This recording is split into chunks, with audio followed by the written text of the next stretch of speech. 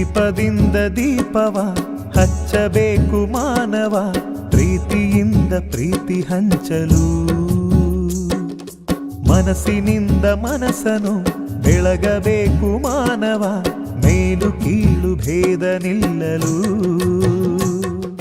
ಭೇದವಿಲ್ಲ ಬೆಂಕಿಗೆ, ದ್ವೇಷವಿಲ್ಲ ಬೆಳಕಿಗೆ.